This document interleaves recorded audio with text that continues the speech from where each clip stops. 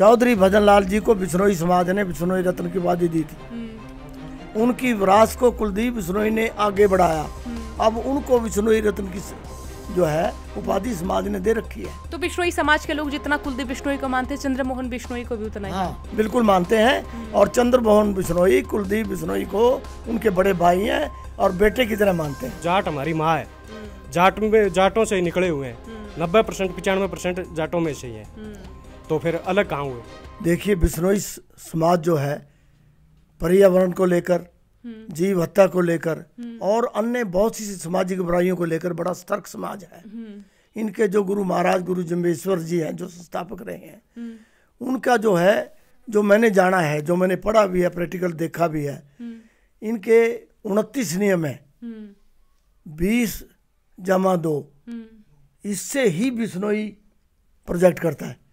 20+9 बिश्नोई।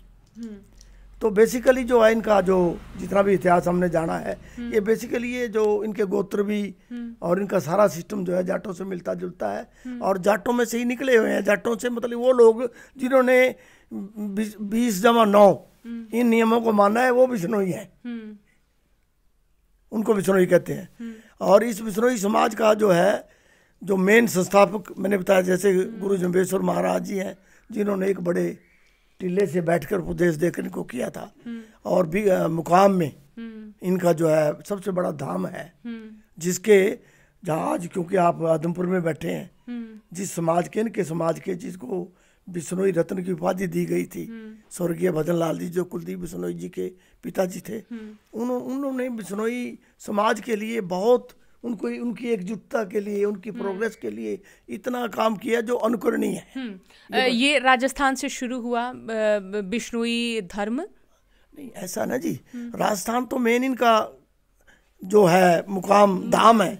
वैसे तो ये पंजाब के भी एरिया में है, ये डबवाली इस साइड में है, उसके बाद हरियाणा में है, उसके बाद जो है दिल्ली में है, उत्तर प्रदेश में विधायक भी बनते हैं इनके।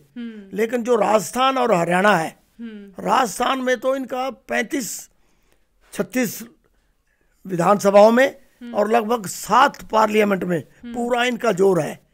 इनके समर्थक ही वहां से जीत पाते हैं। चौधरी भजन लाल जी को बिश्नोई समाज ने बिश्नोई रत्न की उपाधि दी थी।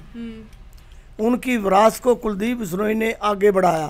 अब उनको बिश्नोई रत्न की जो है उपाधि समाज ने दे रखी है। तो आज कुलदीप बिश्नोई के आगे हम अगर ये लिखें Bishnoi Ratna Kuldeep Bishnoi, that is his full name. अच्छा, चंद्रमोहन बिश्नोई को कितना मानते हैं कुलदीप बिश्नोई के सामने, या समकक्षी उनकी तुलना करते हैं? बड़ा भाई है उनका, खूनी रिश्ता है। ऐसे ही है, चौधरी भजनलाल जी के बेटे हैं वो।